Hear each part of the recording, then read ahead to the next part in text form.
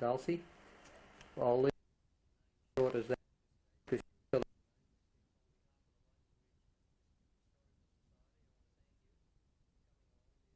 to sit down and to days as you've seen it through your eyes here at Lightning. Okay? Yes. Good. Call me. I'd like to know your full maiden name. My name was Dulcie Irene Heath. I was born in Gaduga on the 4th of June in 1903. And could you tell us a little bit about your father to start with? My father was an Englishman. He was born in Tunbridge.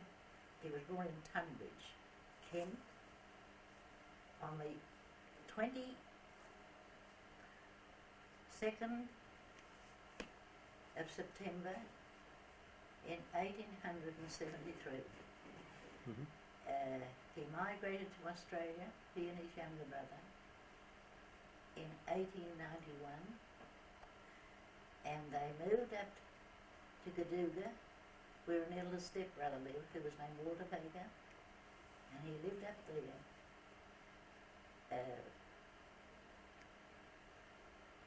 My mother was born at St George on the 16th of November 1875, and her people had come to live in Gaduga, and she met my father, and they married on the 13th of July 1898. Where were they married? At Gaduga? At Gaduga. Mm-hmm. My eldest sister was born on the 28th of February 1900.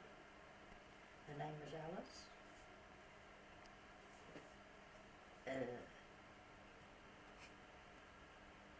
Yeah, and how many sisters and brothers have you got? You might as well put them in now. I had 2 sisters and 3 brothers. Could you name them? Just name them. My eldest sister was Alice. My next brother was Robert. My next sister was Kathleen. My next brother was Harold. And my younger brother was Frederick. Mm-hmm. And there's only Frederick living now. The rest are deceased. The others are deceased. And we'd all married. Okay, now that's fine. Now, can you tell us what year your family come here to Lightning Ridge to live? We came early in 1910. Okay, early in 1910. And my younger brother was born in Lightning Ridge. The others were born in Gaduga. Mm-hmm. Did your father ever tell any of you why he decided to come to Lightning Ridge? My father was a station worker. He worked on Brenda Station, just out of Gaduga. It's owned by the Church of England. And he worked there, and I just don't know why he decided he'd come to Lightning Ridge. Mm-hmm.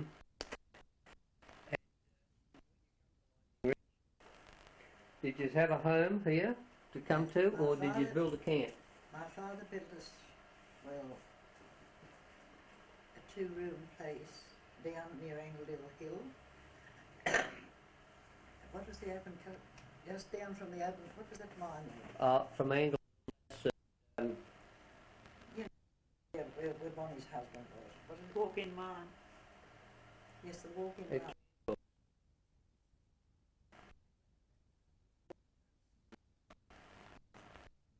Because a man named Dunstan had a lot of opals, and I think there'd been a falling, and the mine was extended, and it was the biggest evacuation on the others were just.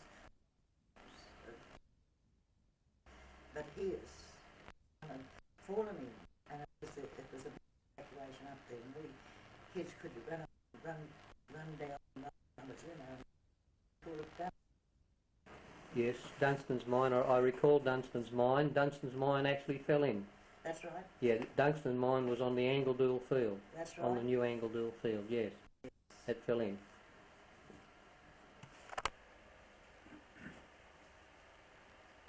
We were just talking about Dunstan a moment ago. Can you tell us a little bit about the gentleman, as you remember? Well, I had seen him, and just to me he was another miner. But he lived up near the old town, we called it then.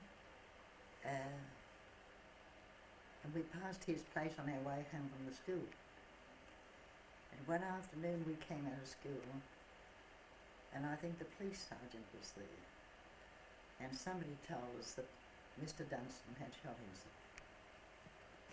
Nobody knows any. Did you ever find out what was involved in it in years later? I don't know. No, I suppose when a man would do an act like that, it was something that happened earlier in his life, wasn't it? More than likely, yes, yeah. Yeah, it is. It's working again. We're in business again. Sorry for that interruption, but it's just one of those things. Anyway, can you tell us a little bit about your first home here at Lightning Ridge? Well, we lived in this place Father had built for us, and we started school here. Where, what street did your dad build a house? Whereabouts? Was it on a field or was it in town? It was just at the bottom, just low down from New Angledool Hill. Oh, was that out on the Canfills field? Out there, Yeah, yes. yeah. And we started school. I was 7. I was going on to 7. My other brother, my brother Bob, was going on for 9. And my eldest sister, I think, turned 10. Turned 10 in the February before, because we arrived here and she turned 10 soon after. And we went to the school at the old town. It was a Hessian bag school, and it had a mark roof, and it was only just the one room. And our first teacher was Mr. Chapman, quite a young man. And they were building a school where the school is now. But before we moved in there, we moved up here to the new town. My father, some people named Patterson, Les Patterson, he built the house we lived in. And it was made of bark, and we moved up to that. My father bought it from him. I'd say during 1911. My brother, Fred, my youngest brother, was born down in the place we lived in at Campbell's Hill, where we lived well. And we moved up here, and the school wasn't quite finished, and we went to school in the hall, and it was the last place in Marilla Street on the left-hand side going toward the Angledool Road. And we went to school there. It was a cold, big place because it was a hall, a few children sitting in the centre of it. And eventually they... That must have been 1911, was it? Yes, I think that would be about 1911. That's an interesting point, because that was in Morella School. So there was in Morella Street. There was a school in Morella Street before the other school was built in Ceylon. It was the hall that they used for dances. But yet we just went to school there. That solves a few problems. Yes. It was just a hall. It was a very big place. Well, big as places go in Lightning Ridge, because it was big enough for them to hold every dance and ball they had there. And people named Martins owned it. And anyway, then the school was finished, and we moved into the school.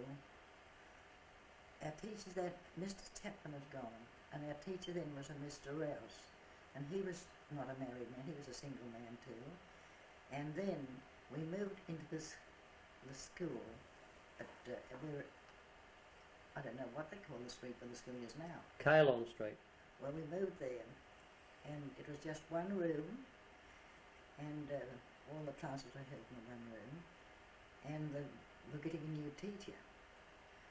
And somebody was a bit disappointed. Oh, we believe he's a bachelor too, but during the school holidays, his name was Robert Buckwitz, that teacher, and the word came through that he had married.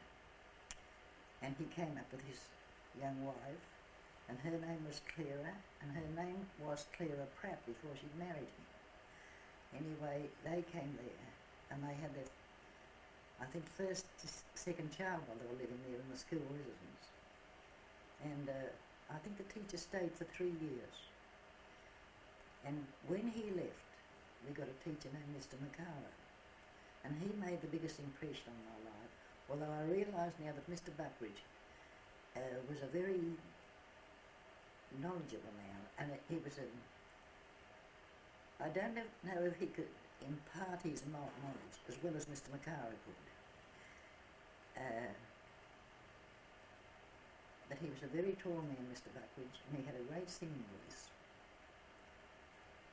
And I've heard from him in afterlife that he became very, very religious. He was a Methodist, and he had a fine singing voice, and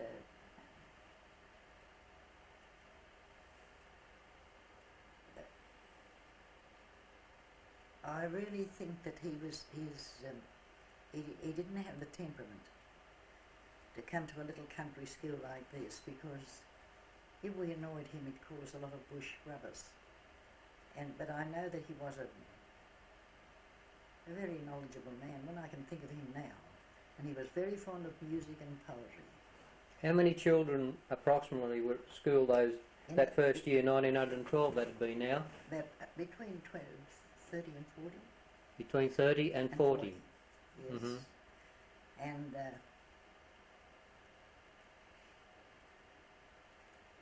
I knew every child's age and birthday.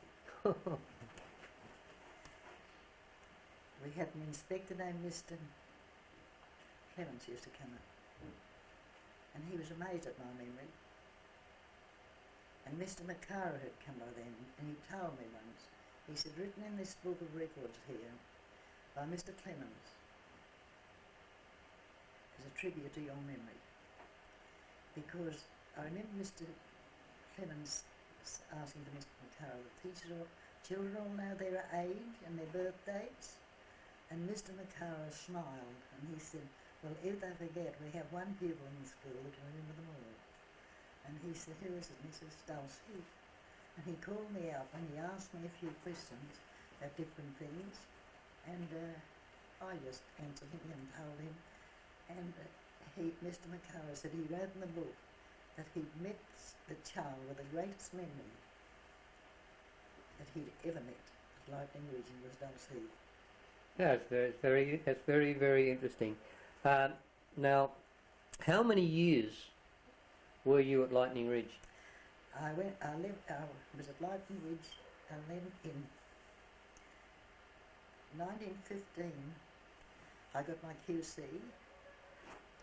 Mr. McCara was still there, and I went into Sydney and boarded with an uncle and aunt, and I went to Paddington, Superior Public Girls' School in Oxford Street. And I was there in 1918. I was there when the First World War ended. And the headmistress was Miss Robson, and the boys next door had their headmaster, and he was Mr. Steinbeck. I don't know whether it was me or it was Steinbeck's. Did you come back to Lightning Ridge after that? I never went to school at Lightning Ridge. No, but did you come back to live Yes, at Lightning? I came back to live. In the bubonic flu broke out, and my mother brought me home from Sydney, and that was in, I think I went back after the first year at Paddington, and I went back for the second year, but I only went for a couple of months. The bubonic flu broke out, and my mother brought me home. Did the flu penetrate as far as Lightning Ridge? Yes, my mother nearly died. Can you tell us a little about it here at Lightning Ridge? That'd be about 1919, 1920. Yes. Everybody, there was, well, I think every one of us were in bed, and somebody realised they hadn't seen us, and there was a very tall man. He was a shearer, really. His name was Tom Grady, and he came over and called over out of the back door, and we were all so sick, and he brought us and put big jugs of water in every one of our rooms and cups besides that we'd get a drink of water, and that's how we sort of existed. Did your mother had it too? Every one of you Yes, had it? we all have it. And what Yeah. about the town in general? How was it in the town? Well, almost everybody had it, but I don't think there was only. I think there was only one death, and it was a black man named Jimmy Dixon. And some blacks had come to Lightning Ridge from England. We didn't have any Aboriginals living here, but there'd been a death, Aboriginal death over in Engledale, and after death, the Aboriginals won't stay in that camping place, so they all, one morning they got up and they'd all migrated over here to the swamp, you know, and they were living down the swamp, and they got the flu, I suppose, but Jimmy Dixon died. And you know, next morning they were all gone. They cleared out. Yes. They cleared out. They went. Very good. Now, coming back to Lightning Ridge, I would like to dwell a little bit on the Murray family. Yes. How much you know about them? Murray was. Well, take Jack Murray for a start. Yeah, Tell us all you Jack- know about Jack Murray. Jack Murray, and he was a carrier. He carried the stores. He depended on these carriers to bring Mhm. the supplies out. And Jack Murray had I wouldn't say it was a team, but it was quite a small carrying van, and it was horse-drawn. See, there were bullock teams and horse-drawn teams, and Jack Murray, he was one of the carriers that, you know, brought the produce. Can you tell us a little bit about the man himself, please? What he looked like, his education, all that sort of thing. Well, he was not an educated man. He was, as a bushman goes, he was an honest man. I was too young to judge men much then, but I think you told me that he was illiterate. well, yes, I understand. His wife mentioned that he was illiterate. Yes, yeah. This is for the historians of the future, and I think the details are important. And he had a brother named Bill, and he was married, but he had many children. It's interesting that Jack was able to run a business and be illiterate.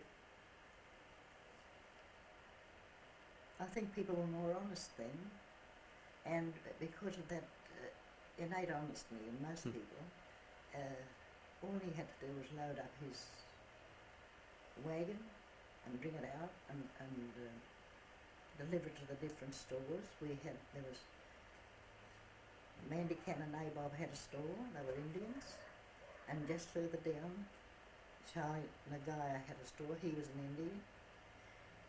N-Y-G-A-H, his name was, Nagaya. And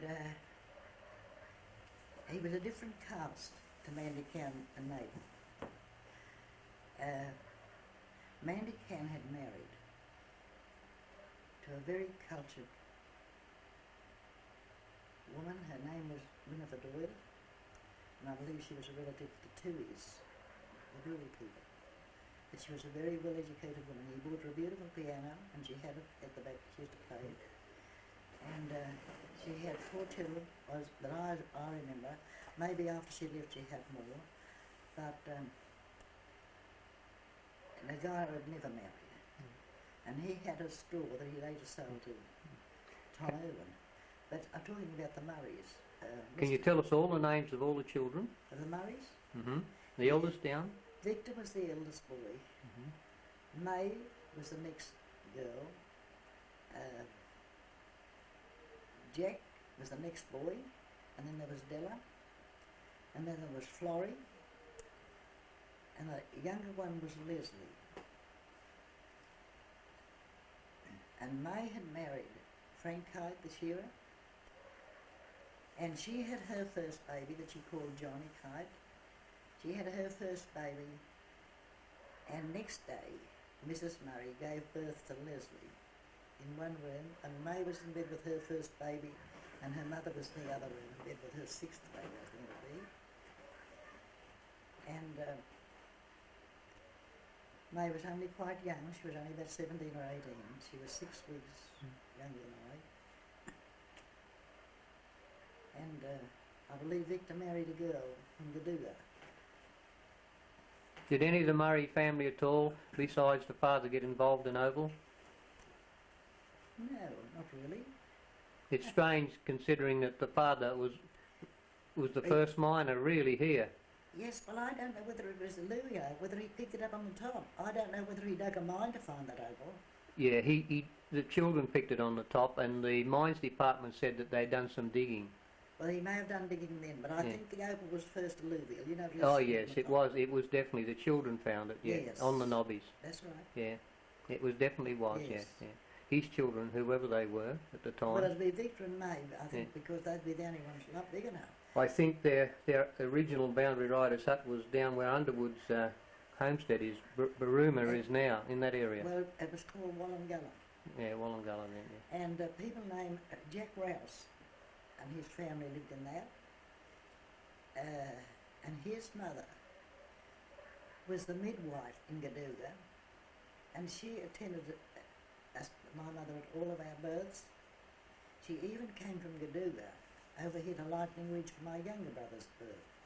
And Mrs. Rouse was a woman who never put her hair up. All women wore their hair either braided or in a bun or whatever they call them. And she never, her hair hung down. And I heard a story that when she was very young, she had a boyfriend, a young man, and he went to sea, and he told her, he said, don't put your hair up until I come back again. And he was lost at sea, and he never came back, and she never put her hair up. Her hair just hung down. And it's a strange thing now. I'm very old. I play bowls at Liverpool. There's a woman playing there, and her name is, I think, and she came from Gaduga. And I said, I know who your mother's midwife was. She said, who? I said, Mrs. Real. I said, how do you know? I said, well, she was my mother's when I was born. Yeah. And she, Flo, played, her name, she was one of the, her name was Marks, she was one of the Marks. And the Marks people were married to the Beverfords, the big furniture people. They were a Jewish family. Of course, the father came up here and he married a Gentile. Flo's mother was a Gentile. She was one of the, well, I'm a little bit confused because there's a family there, the woman's name was Anthony, and her husband had died and she'd married a Macintosh. And I don't know whether Flo was from the Anthony family or the Macintosh family. Yeah. But we both, you know, we both just talked about something about Mrs. Rouse never putting her hair up. And there was an artesian war at Gaduga. And I can remember Mr. Buckland telling us once about Gaduga and Angledale having bore water, but Lightning Ridge was out of the artesian belt and we would never have bore water. I left Lightning Ridge in 1923 and I didn't come back till 1970, and there was a bore here and a baths, which surprised me really, because I thought when Mr. Buckwheat told us that he must have spoken on some authority, that he knew that was, but apparently we were in the artesian belt. that's for sure. Yes, we certainly are in the artesian belt here. Okay, so Mrs. Murray, can you tell me something about her?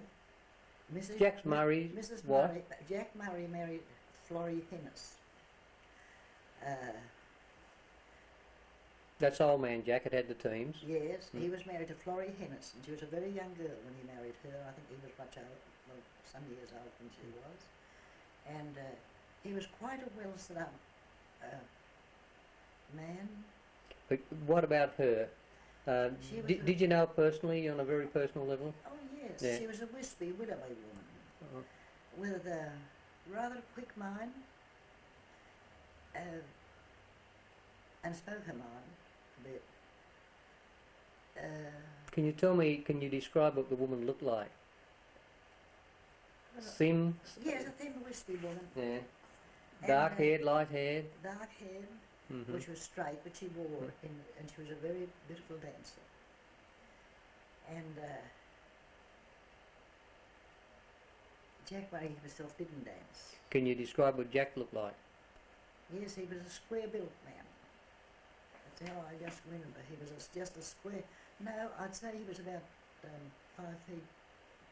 I don't think he was quite 6 feet. Victor, his son, was built like him. He was very swarthy skinned, Victor.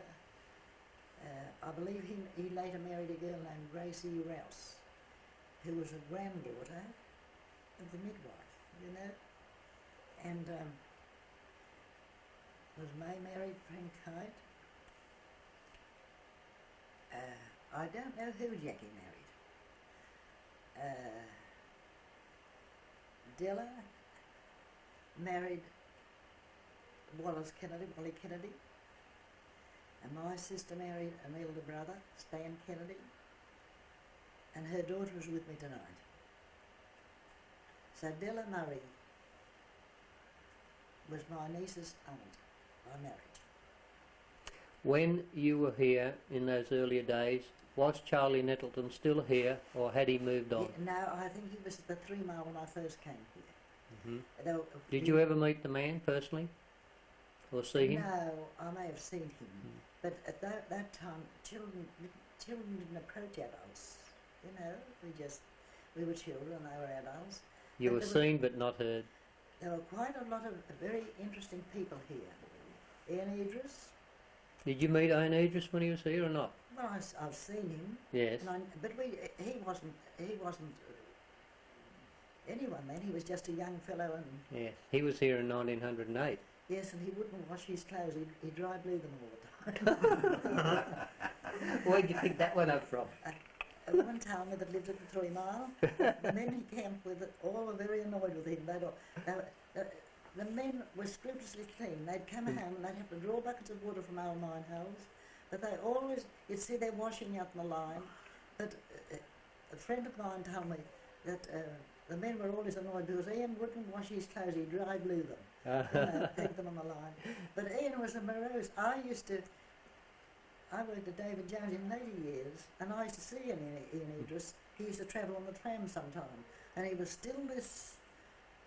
I'd say to Babe, this woman who told me this, who was Babe Hawkins, so he's a cranky old so-and-so, you know, and he looked it. He was a morose, sitting, a little old, and he was going into his office, but I used to see him quite often travelling on the tram, but he must have lived out somewhere, you know, out towards Watson's Bay. He was coming on the tram through the cross. I lived at the cross and I'd get on the tram and he'd be sitting hunched in a corner there. I used to see him, I used to think. And I read Ian Idris's book on Lytton Ridge, and it was quite interesting, but I would say quite correct. Mm-hmm. But a lot of it, there was 2 men here. We had a policeman named Charlie Grimes, and he used to have different, he only had one named Cartwright and one named Adams and that. But I think they used to get a bit bored, and they'd arrest a man for hardly, you know, for not doing something that you wouldn't think that they would arrest a person for now. And this poor Yorkie, and there was a German man, or I think German or Austrian, and he used to say, and Ian Idris wrote him up in the book, and he said everything he told them about the court of Russia was correct, that he was really the man he said he was. But I saw that poor old man. They used to decorate the hall with gun barrels when we were having a dance.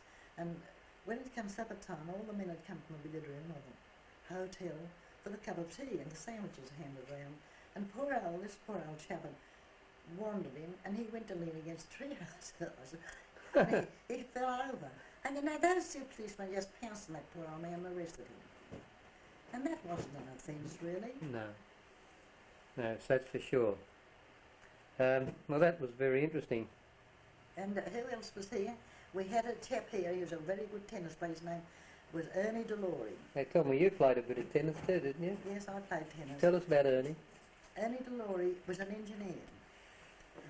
I went to Newcastle later on in my life, in the 30s, and Ernie Laurie was the chief engineer on the Chichester Dam water. You know, the water supply to Newcastle, the Chichester, and Ernie DeLaurie was the chief engineer. And I met his wife because I was manageress of a little tea shop. We used to have bridge parties and she played bridge there, and she mentioned her husband's name, and I told her I knew all this about. She says, "This is my husband," and he came in to see me, and we had another man here that I remember very well. His name was John Landis. He told me, and I believe the man, he had been educated to be a priest, and he came up here.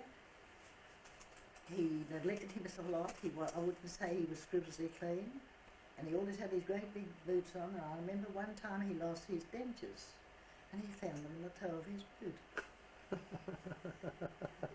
Should I say these things? Yeah, tell us. I wanted to know. Anyway, he had a beautiful singing voice. But the only thing about it, his teeth were not fitting him too well, and they used to fall down, you know. And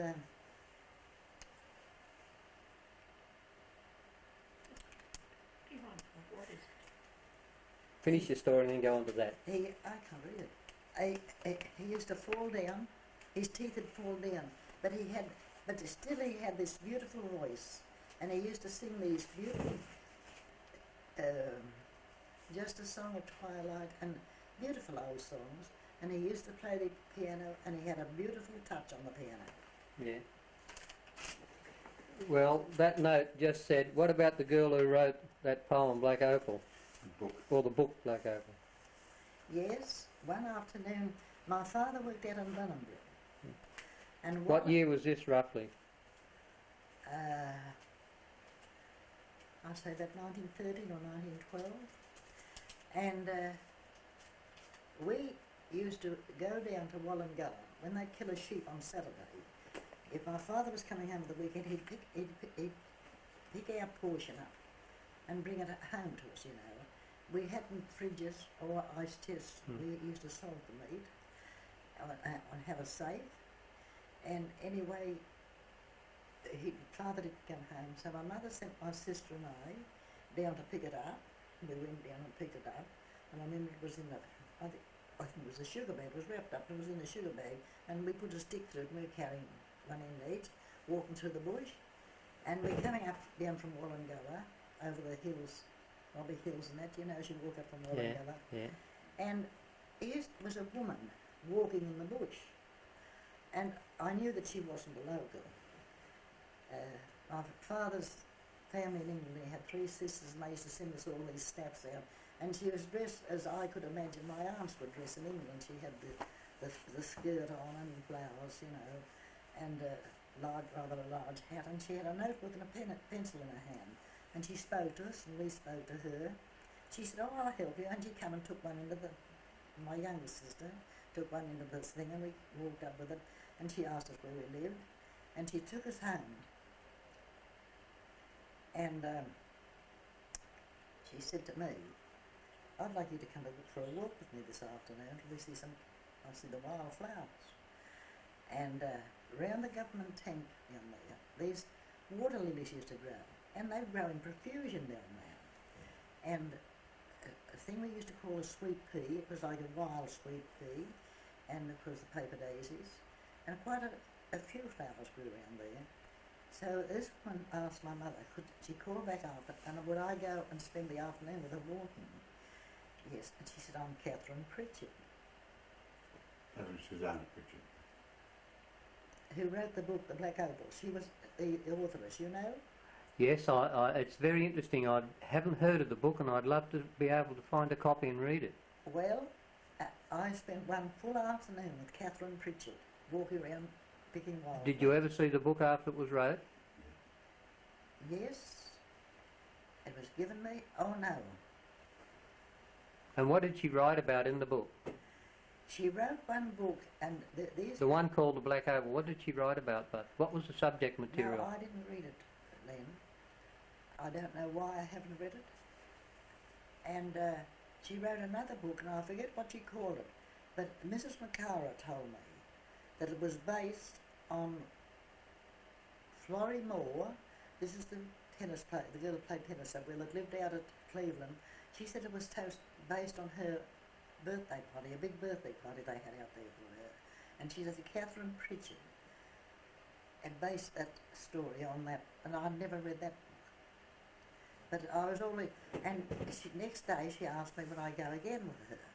And when I was excited about it, you know, and I came home from school and she had called and left a little packet of jelly beans and a note to tell me she was sorry that somebody had asked her out for dinner, and she was leaving the next morning on the coach and she couldn't come with me. So I only had the one afternoon with Catherine Pritchard. But I'm always pleased that I did spend one afternoon with her, walking round, and she was, even though I was a child, she was interesting to me, you know. She knew how to talk to me, and she didn't make me feel that I was a child, you know. She knew how to communicate with you. children, Yes, certainly. And it was quite an interesting Yes. afternoon. And I'm glad I had that afternoon, although this is, you know, it's a long time ago, but I'm always glad. I think there's a lot of interesting things have happened in my life, but when I tell people, they think I made them up. I don't think so. We'll come back now a little bit to... The Murrays. Well, you've told me about the Murrays. Just a few people who was living up at... see if you remember a few of these families. They were originally up at the Old Town. Yeah. Norris. Yes. He was a carrier. Yes. Poor Mr. Norris, and he was married to a woman that was rather attractive and I think rather figure. And she had Florrie and George and Violet and Roy and Walter, and she had another little girl, I just can't think of her name. And were they only carriers? Didn't do any mining? They only I think our Mr. Norris. What was his name? George or what? No, his eldest son was George. Yeah. But anyway, don't. And he was actually. You might have heard the Burrows. You heard the Burrows there? We'll probably have them, but tell us about them. He was Mrs. Burrows' nephew. And he's married this girl, Isabel. She was fickle. And there was Mrs. Burrows had an eldest son. He's buried up in the cemetery. His name is Jack Taylor, but actually they called him Burrows. And I think he was infatuated with Mrs. Norris. And I think Mrs. Norris gave attention to some other man. And he went up one night and knocked at the door and fired a shot. He went to jail and spent quite a long time, quite a few years in jail over it. But we were there, and my father was away because father was a station worker and he was mostly away working. And my mother said, something must be wrong. There's a man running fast up the lane. He ran up the back lane at the back of our place, over to where Burrows lived opposite where that food place where Francis used to live. They lived opposite there. And Mother could hear these footsteps running, and she was, it upset her somehow. Next day she heard that this is what happened. But he didn't hit her, he didn't kill her, but he did it out of jealousy. And was there a John Thomas around in your days? Yes, Thomas has had a shop. Yeah, he's got a storekeeper here. Yeah. Yes, he had a store. Up at Old Town or there? Yeah, at Old Town. Yes. Thomas, now I can't think of their children's name. But they had a store up there. They had a Just store. A bag old store, I suppose. Old Town, yes. Yeah. And there was a billiard room up there in the early days run by a Clifton. No, I don't remember that. And there was a McEnany too. No. But you remember Frank Martin, he moved down here, didn't he? Yes, Martin lived up there, and he was the man that moved down and built the hall we had the school. Yes, it was right. Martin's hall. Yeah. And he had a family, he had Minnie, and Lister, and he had Jack, and he had Archie.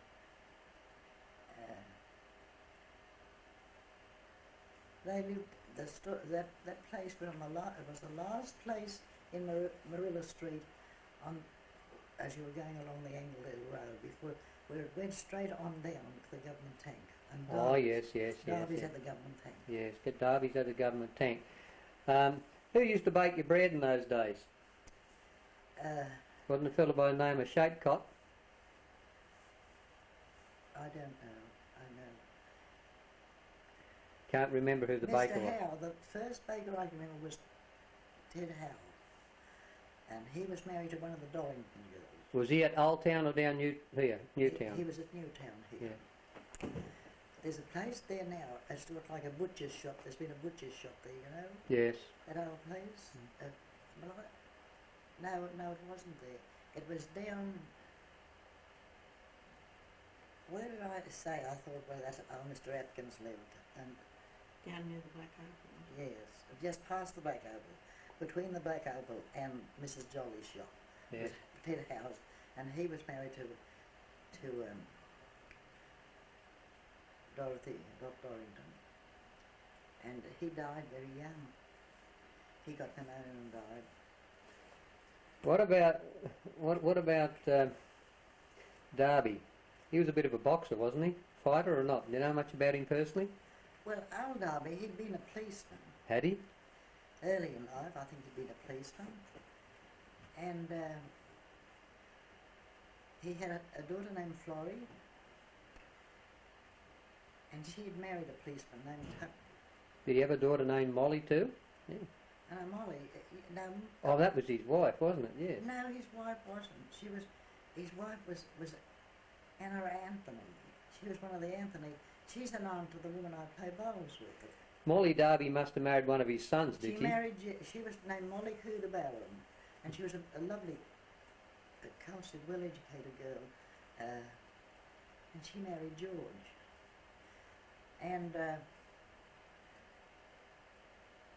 Jack, the other son, married Minnie Martin, the people who had the hall, and that marriage broke up. And he later married a girl named Molly Elliott, and her father was Frank Elliott, and he had the billiard room. There's lots of people here. You probably know lots of them. But there's people by the name of Lewis and White Yes. and Parnell. Yes. The Laffys there, Who? Laphtfe. You tell me about them.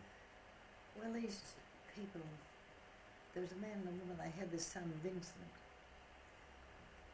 There were people that kept it themselves a lot. The only time they came out is when the priest came, you know, he'd run up a church. Vincent was a strange boy. He used to do their messages, and he'd walk along so quickly and never speak to anybody. He'd walk straight up and do the messages and walk straight back again. He went to school with us for a while. They left here in a spring cart. You know how people used to travel yes. then? And there's an old man lived here named Jackie Neighbour. And they told him that they'd give him a lift as far as somewhere. By the way, I don't know when. They did end up in Lake Cajilligo. Cajilligo? Yes. That's where they ended up. In fact, Vincent had a store over there until just a few years ago. But this was funny. Poor old Jackie Neighbour arrived back in town some days after on foot carrying his swag. They had a bit of an accident, and Mrs. Laffy, I think who was Irish, and very superstitious, you know, and she said it was the salt they were carrying that caused this accident. And she ran and threw all the salt away. And of course, poor old Jackie Neighbour couldn't stand food without salt. So he left them and put it back to town. He left them and put it back to Logan Ridge. And old Jackie Neighbour used to live up just beyond the Murrays. And May and I want to play tennis, and we could not join the tennis club when we were 14, and we were not 14. So May and I put a little bit of wire netting we found. We put it between two trees and tied with a rope. And poor old Jackie neighbour, another old man, came and helped us clear the ground each side. And we learned tennis by hitting the tennis ball over that. And then we could, the school, the teacher used to let us play tennis against the school wall, you know? Mm. And that's where we learned to play tennis until we were 14 and could join the club. And how'd you go? Clean them up after you joined the club? No, I only won one single, but I played tennis until I was 50 in Newcastle. I played competition tennis. Yeah, I think you went all right somehow. I played sport all my life. Yeah, that's why you're so young now. When I was 41, I joined the Merryweather Golf Club. I could not afford it before then because I'd married and had an unhappy marriage that didn't seem to last. I'm not blaming anybody, maybe we both had faults. And I had this one son, and he was going to high school, and I couldn't afford to play anything much. But the war came and he went, and I wanted to play golf, so I joined the Merryweather Golf Club. And I was only a weekend player and had rather inferiority complex. You with an inferiority complex? Oh my word, I worked in a tea room, and you might remember, Yeah. no, I was the first tea room worker that was allowed to marry with the Golf Club. And I always seemed to make the right contacts. I played competition tennis, and my tennis partner was the secretary to Colonel Rob, who was the manager of the South British Insurance in Newcastle, and she was his secretary, and his under secretary. Two of the men in the office were members at Merryweather Golf Club, and of course somehow or other the people of Newcastle were very kind to me, and I thought, well, if I want to play golf, I must. So my tennis partner got my application, took it into Colonel Rod and told him who I was. Colonel Rod and I attended the same church at Christchurch Cathedral, Anglican Cathedral in Newcastle. My son had served on the altar for 7 years, and Colonel Rod said yes. Right. And they signed the application, and I was in Merryweather Golf Club. Good on you. And the women were always trying to make me, I didn't tell them, I worked in the staff canteen at Wings, and the women were always trying to to ask me where. And I always remember this. There was a Jewish woman played there, and her husband was a teacher at Newcastle Boys High School, named Mr. Davies, and his wife played there, and Mr. Davies, he was kind to me. Okay, back on the air again. According to the camera, the red dot showing up there. I do know, Dulce, that you know a part of a poem at Lightning Ridge about some tennis players, but tell us how the poem come to be and who wrote it and why and what you know of it, Well, please. we had at the 3 Mile, there was a tennis court, and there were some very good players there. And at the Lightning Ridge we had our tennis court, and there was rivalry between them. And they'd challenge each other. There's a chap worked down there that came, he wasn't here very long, and his name was Paddy Clay. He's not mentioned there because he wasn't here long enough, but yet he was a person that always tried to push himself forward, you know. And he was the most awful dancer. He was a bad tennis player. But anyway, at one time, the 3 Mile, there was a challenge on between the 3 Mile and Lightning Ridge. And they were going to play it up on the Lightning Ridge court, and they played it, and Lightning Ridge won. So we used to go up to the tennis court, and then on a notice board there, this poem arrived. We don't know who was the author, who wrote it or anything. And he started off and he said, a few of the 3 Mile maniacs, they mustered in a mob to play a game of tennis with the Lightning Ridge gazelles. The poor owl 3 Mile lost the match, but they were not to blame. They planted their worst player for Fury to spoil the game. That was Paddy Clay. I believe the minute he lived will lock the place so he couldn't get his clothes to come to the match. But anyway, Paddy wasn't there, and he said they had no lady players not to make a stand, so they had to ask the Cleveland folk to come and lend a hand, meaning Florrie Elliot, that lived out on Cleveland's, a place about 12 miles out. And now Miss Moore was a player, and she did her very best, while the others sat and watched her with a breathless interest. But Alice Heath and Dolly Gray, they soon did hook. They beat the visitors 6-1, Lord blimey, that was crook. Ted Brown and Mr. E.A. Burke, who was the police constable, were putting on some style. They'd make a flash hit on a ball and miss it by a mile. And Bob Brown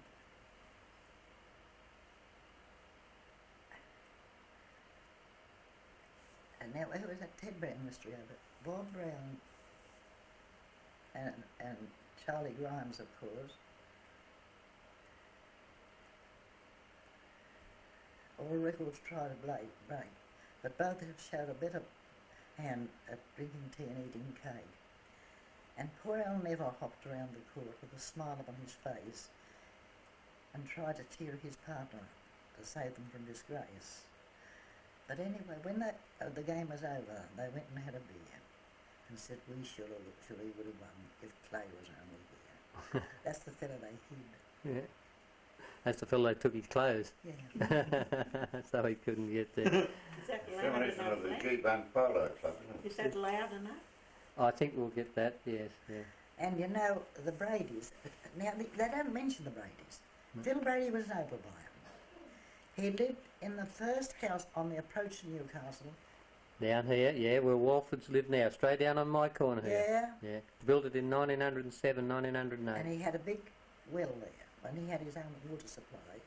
And he built a room on the side, which is still there. Mm-hmm. And it was the first Roman Catholic church, chapel, I'd say a chapel when it was built.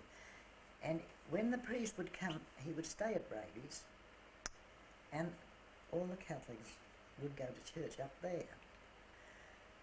When Brady sold it, people named Field bought it, because they were Anglicans, they never used a church. And my niece, who's with me tonight, was born in that place, room that was built as a chapel. Did you see the house today? No, I haven't been up past it today. Didn't they show it to you? Yeah. I could shoot a Shanghai on it from where you're sitting. Yes, I know where it is. Yeah, yes. See, Len, I can't walk very far. I have a chipped vertebrae. You better take her. Show her where it is. Yeah, we'll go tomorrow. You go tomorrow. We go And for And what about Phil? They tell me he was a pretty tough Opal buyer. Did you know anything about the man personally? well, I know, but there was a lot of rivalry between he and Bellina Francis, who we used to call Papa. He was the German opal buyer, and he was our next door neighbour. And he was a very, very good neighbour. He was a kind man. Of course, I think he was...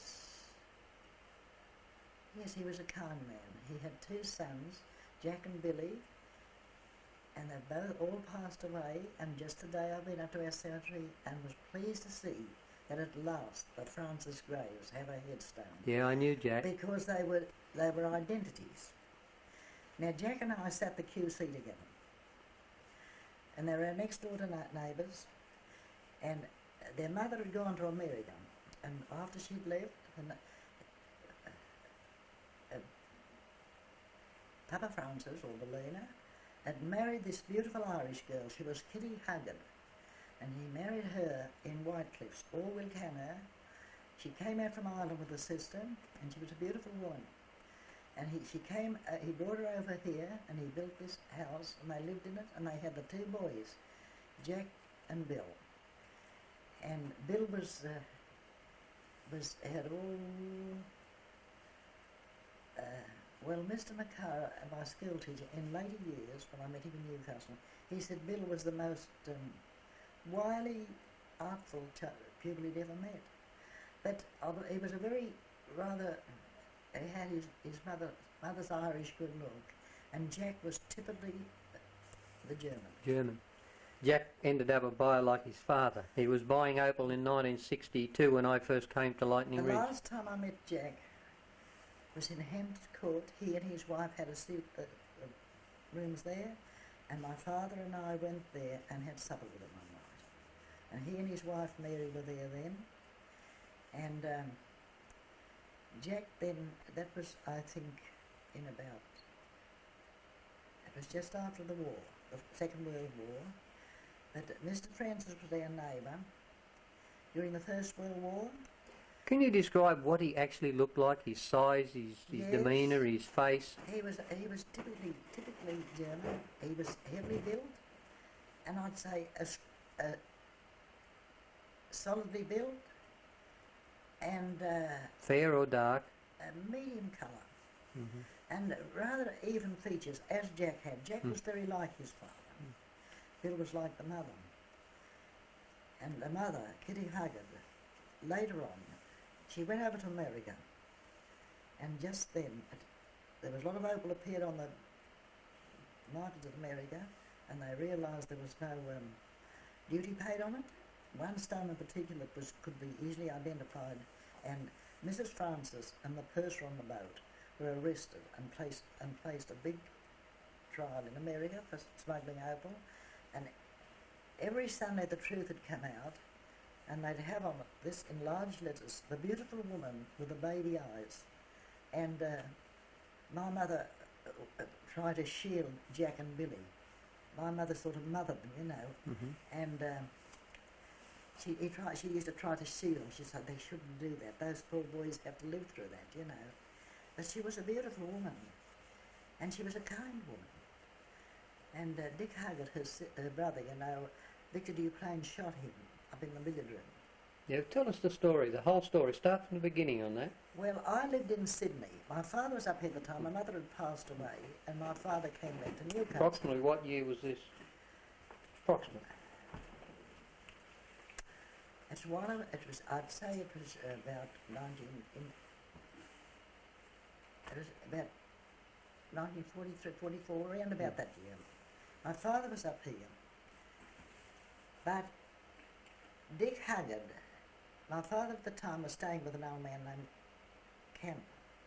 Hampton, and Mick Canfield came to Sydney once and he said, I wondered why Dick is, I never thought Dick and your father were so friendly, but Dick wouldn't leave your father's side. Well, I think the story was that Dick and Victor Duplain were both pensioners. Victor Duplain was Swedish or Danish, you know, and he had married rather late in life, and his wife had passed away, and she was buried in Morgan Cemetery, and they'd had acquired all this opal, found it all. And Dick was rather a wily man, and he got Victor that if the government found that they had this opal, they'd get into trouble for having pension, you know. And Victor was going to Sydney for a holiday, and Dick told him, well, the best thing to do for them to find a hiding place for it and hide it. And they found this hiding place. It was they might have had a miner's right out on this digging, but they hid the opal there, and only the two of them knew about it. And they went up and they hid the opal away in this mine. And Dick, not straight, they didn't get up from the mine, but the next day or so, Dick caught wherever he went to Sydney, he caught the car, I suppose, and the train, and he went away. And I suppose Victor was thinking of the opal, and he thought he'd just go up and check on it.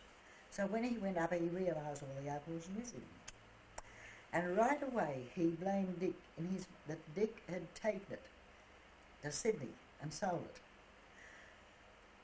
it. And Victor followed Dick to Sydney. And the men from Lightning Ridge used to meet under a tree in Hyde Park. They used to call it the Tree of Knowledge. And Victor came up, and Dick was there with his people, and Victor called him aside and wanted to argue it out with him, because Dick was put him off as much as he could, but then Dick had to come back, and he still, I think this feud went on, and of course Dick denied it. He said he knew nothing about it, they must have taken it. But the different men I've spoken of were on Victor's side. They thought that Dick was more wily than Victor Duplain. Victor Duplain was innately an honest man, you know. And anyway, Dick was agent for one of the papers, one of the Sunday papers, and they'd come delivered to him at his billiard room, and I don't know whether he'd deliver them or he'd open up, but the men had gone out, they couldn't get the papers. He hadn't opened them. And anyway, I think people got suspicious, and they went in to see. Well, apparently Victor had been having food. He still had food in his mouth, I believe, when he was found. And Victor had gone over and shot him, and went straight over the street and shot himself. He left a will writing that he was to be buried in Walgett with his wife, who was buried in Walgett. And of course he was a Catholic, Roman Catholic, and so was Dick Huggett, was an Irishman, he was. So they took the two bodies into Walgett to bury them. Dick was buried. The priest refused to bury Victor because he was a murderer, they said. So the men had their own prayers and lowered Victor's body into the grave. But I might tell you, the men believed Victor before they believed Dick. I heard a story only 12 months ago by a chap here at Lightning Ridge who was here in the 40s. He must have come just after that, or just about the time that happened. And he told me a little about it. He wouldn't put it on tape like you'll put it on, but what he did tell me that Larry Reynolds was also involved in that. Was he? That's what he told me. And Larry Reynolds was a very, very rough man. I don't know if you ever knew Larry Reynolds. I know the name. He was a rough man. He killed a man in a fight in a shearing shed in Longreach, and after he left Lightning Ridge here, he shot his son in the chest in Brisbane. He was staying at his son's house, and he had a pea rifle on his lap, and he come home this afternoon, didn't kill his son, but hit him in the chest and cut one of the cords that holds the heart, and the heart fell down a little bit, and the son eventually died about 6 months later. And the son actually come to Lightning Ridge before he died, and he told a number of people what happened. And this chap said that Reynolds was involved in that robbery. And that was the robbery and the murder. And that, well, maybe he no, I think it was Victor. No, I didn't say he didn't. They didn't say he created the murder, but he was involved. He knew about the opal. He knew about the opal. Well, so it could have been. They both could have been innocent. There's a possibility that both of them they died and they were both innocent. Maybe, but a lot of people. No, Victor. Listen, Victor had made a will, knowing he was going to die. No, but Reynolds might have taken the other. Anyway, but that was only one man's story. He wasn't prepared to put it on tape because some of the people, the relations, that were still alive. But now, but anyway, that's neither here nor there. The important part about it is what literally happened, and that's what happened. What you just told us. Yeah. And it's true as I've told you. Yeah. Well, I know Victor used to come to. All I was saying is that they believed there was a third party involved in snitching the opal or sharing it.